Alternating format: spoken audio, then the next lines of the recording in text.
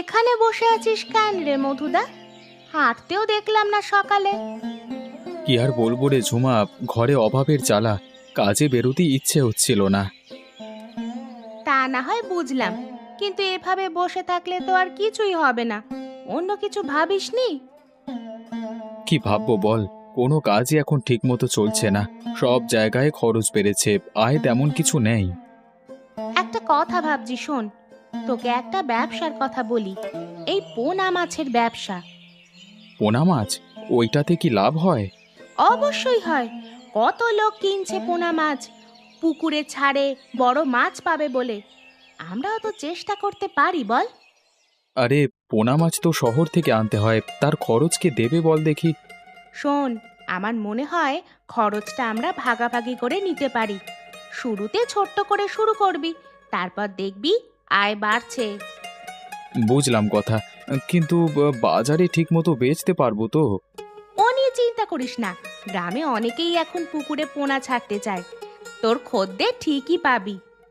ঠিক আছে, তোর কথায় একটা সাহস পাচ্ছি, তোর সাথে শুরু করব ভাবছি। এটাই হোক আমাদের প্রথম পদক্ষেপ। ঠিক মতো শুরু কর আর সাহস রাখ, তুই পারবি। দেখি, তাহলে কাল থেকে একটু খোঁজ নেওয়া শুরু করি। দাম কেমন আছে তাও তো দেখে আসতে হবে।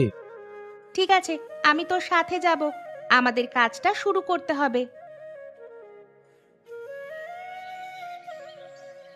আরে মধুদা, শুনলাম তোর পোনা মাছ খুব ভালো মানের হচ্ছে এখন। হ্যাঁ রে, এবছর বেশ যত্ন করছি, পোনা মাছে কোনো কমতি রাখিনি। তাহলে আমাদের একটু সাহায্য করতো, আমরা কিছু পোনা কিনে নিতে চাই পুকুরে ছাড়বার জন্য। ঠিক আছে, তোরা এসে যা, আমার বাড়িতে চল, সেখানেই তোদের যা লাগবে পাবি। তুই যেহেতু বলছিস, দামেও একটু দেখিস কিন্তু, হ্যাঁ। আরে, দাম নিয়ে না হয় কথা বলবো, আগে দেখি মাছগুলো কেমন হয়েছে। মাছ ভালোই হয়েছে রে, তোরা পোনা ছাড়বি ঠিকঠাক ভাবে, দেখবি দ্রুত বড় হবে। আচ্ছা মধুদা, পোনাগুলোর দাম কত করে রাখলি? আমাদের একটু ছাড় দিতে পারিস না? ছাড় তো দিচ্ছি, কিন্তু খরচ বেশি হয়ে যাচ্ছে রে, এই দামই নে, তোদের জন্য তো অনেক কমিয়ে রেখেছি। ঠিক আছে মধুদা, তোর উপর ভরসা রেখেই নিচ্ছি, তবে মাছগুলো যেন ভালোই হয়। একেবারে নিশ্চিন্তে থাক, আমার মাছ তোদের হতাশ করবে না।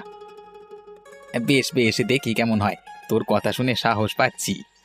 আচ্ছা, তোর পরামর্শই নিলাম, দ্রুত বড় হলে ভালোই লাভ হবে আমাদের। তোরা মন দিয়ে মাছগুলোর দেখাশোনা করবি, আর কিছু দরকার হলে আমাকে বলিস, কেমন?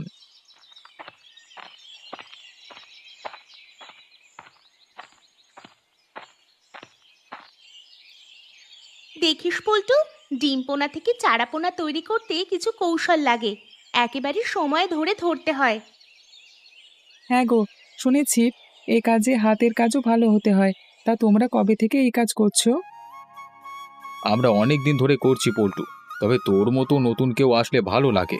এ কাজে যত মানুষ বাড়বে ততই লাভ। ঠিক বলেছিস, এখন তো সবাই পুকুরে চারা পোনা ছাড়তে চায়। আমরা তো চাইছি গ্রামে এই পোনা মাছ চাষটাই ছড়িয়ে পড়ুক। তাহলে তো আমাদের কিছু বেশি পরিশ্রম করতে হবে।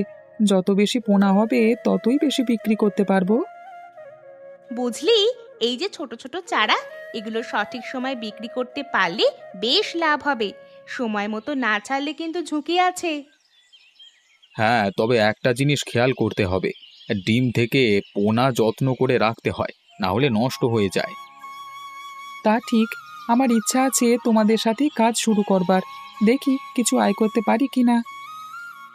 আমাদের দলে আসলে খুশি হব পল্টু। যত বেশি জন, তত বেশি কাজ ভাগাভাগি হবে।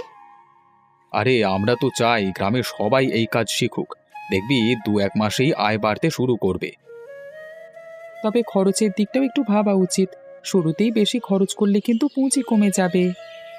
ঠিকই বলেছিস, খরচ সামলে চলতে হবে। তবে একটা বুদ্ধি আছে, প্রথমে ছোট করে শুরু করবি।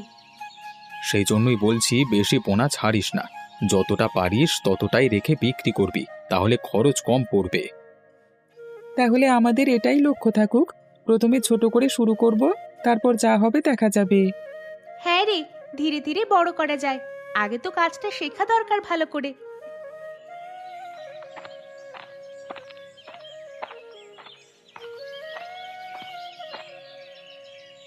কিরে ঝুমা, এমন ম্লান হয়ে বসে আছিস কেন? সব ঠিক আছে তো?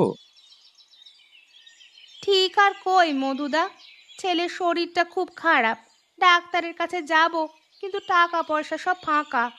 তুই তো আমার পোনা মাছের ব্যবসার কথা বলছিলিস তাই না? এখন একটু ভালোই চলছে।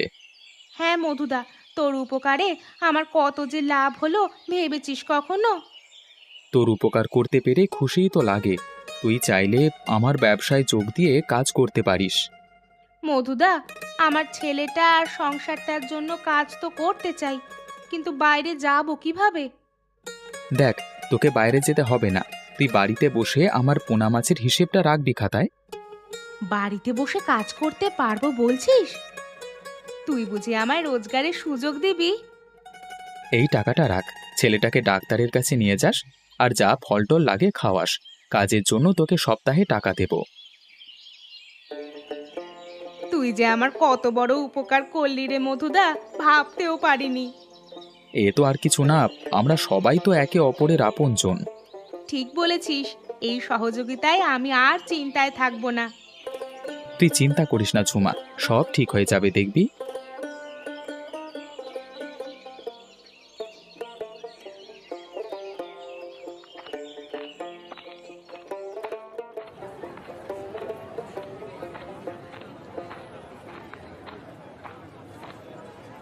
ভাই, আপনার এই পোনার দাম এত বেশি কেন বলুন তো?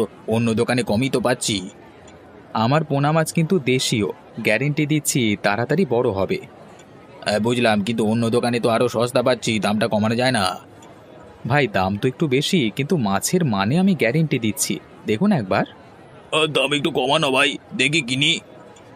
দেখো, এই মাছ পুকুরে ছেড়ে দিলে খুব তাড়াতাড়ি বড় হবে, তাই দামটা একটু বেশি।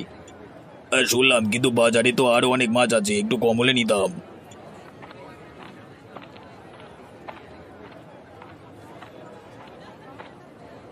কি রে মধু, বেচা কেনা কেমন চলছে?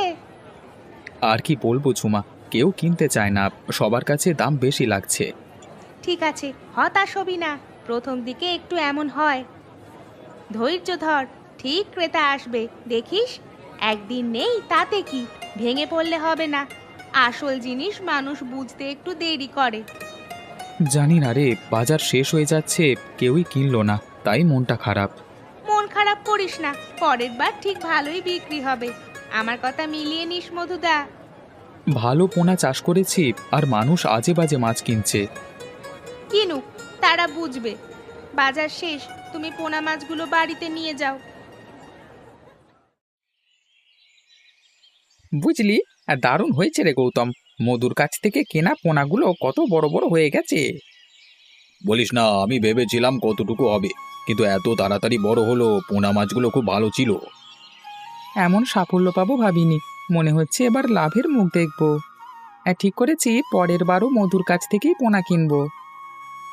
একদম ঠিক বলেছিস, মধুর পোনাগুলো ভালোই টেকসই, মানতেই হবে।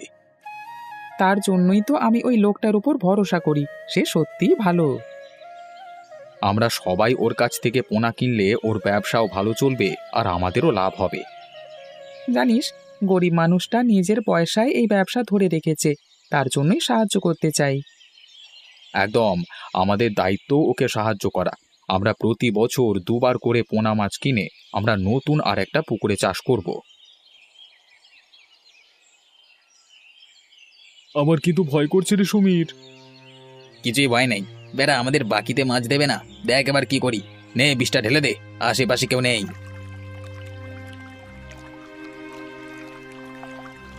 ব্যাস, সকালে খেল কত। কালকে এলাকায় থাকা যাবে না।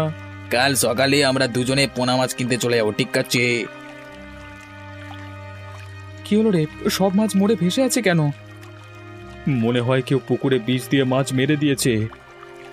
এত বড় সর্বনাশ কে করলো রে মধু? কে এমন সর্বনাশ করলো আমার সাথে?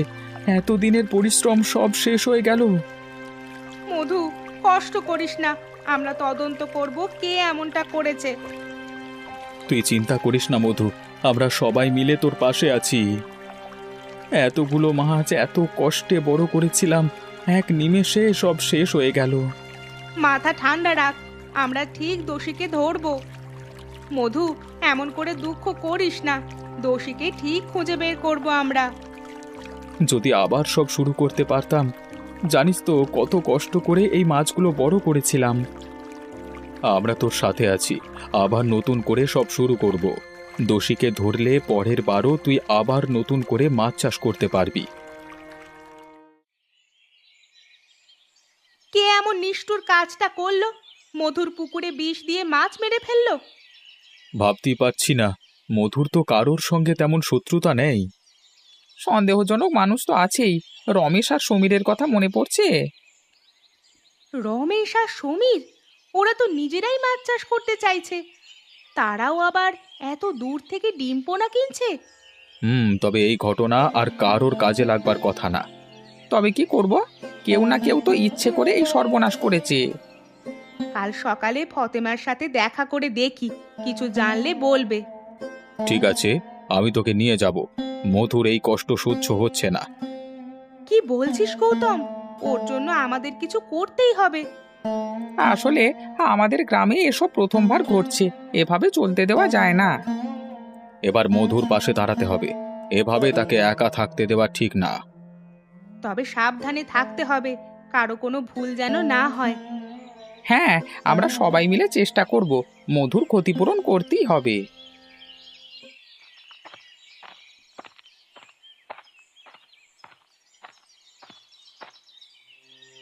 আরে মধুদা, এই সকালে কি করে এলি? তোর কাছে আসতেই হলো রে ফতেমা, আমার সব পোনা মাছ মেরে ফেললো কেউ। কি বলছিস? তোর পোনা মাছ? কি এমন কাজ করতে পারে রে? জানি না রে, তবে যা ক্ষতি হলো তাতে আমার সব শেষ। তুই দুঃখ করিস না, আমি আছি না। দেখি যদি কারো কিছু জানা থাকে। তোকে না বললে হয়তো বড্ড অভিমান করতিস, তোকেই সব বলবার ইচ্ছে হয়। আমি তোর পাশে আছি মধুদা, তুই কোনো চিন্তা করিস না। আমরা ঠিক পথ বের করব। সব আশা শেষ করে দিল রে। কত কষ্ট করে পোনা মাছগুলো চাষ করেছিলাম। দাদা, এভাবে ভেঙে পড়িস না, তোর পাশে তো আমরাও আছি। জানি রে ফতেমা, তবু ভাবি এই চাষ দিয়েই তো সংসার চলে। তোকে আমি কথা দিচ্ছি, তোর জন্য সবার সাহায্য পাবি।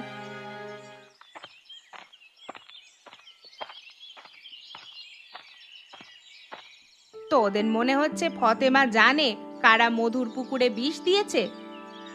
আমিও তাই ভাবছি ঝুমা, ফতেমা অনেক কিছু জানে, সব কিছু বলে না। আসল সত্য বের করতে হলে ওকে জিজ্ঞাসা করতে হবে।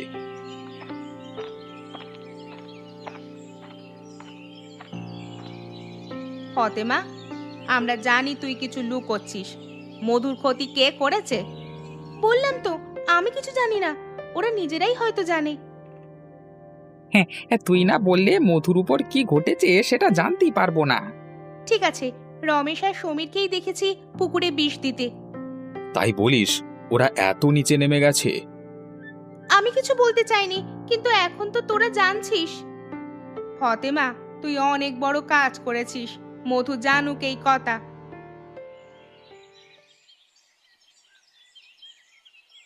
হ্যাঁ রে সমীর, মধুকে দেখে যা শান্তি লাগছে না। আমাদের বিষের কাজ সফল হয়েছে। আরে, ও আমাদের সাথে খারাপ করলো, শাস্তি তো পেতেই হবে।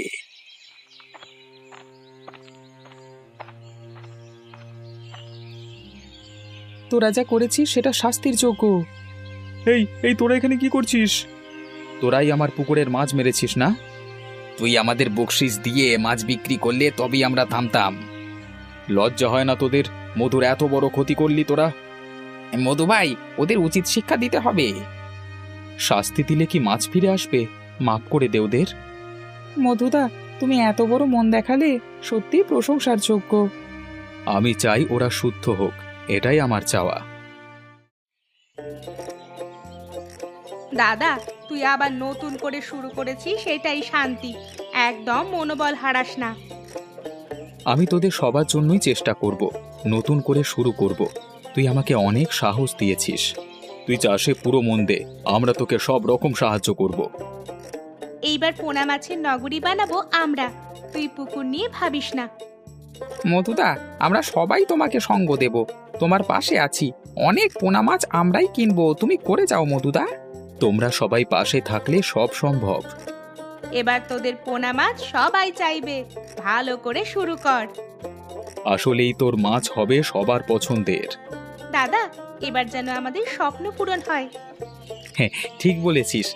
আজ এখান থেকেই সবকিছু নতুন করে শুরু হবে। পোনা মাছের নগরী গড়তে আমরা কেউ পেছনে থাকবো না। সকলের থেকে এগিয়ে থাকবে আমাদের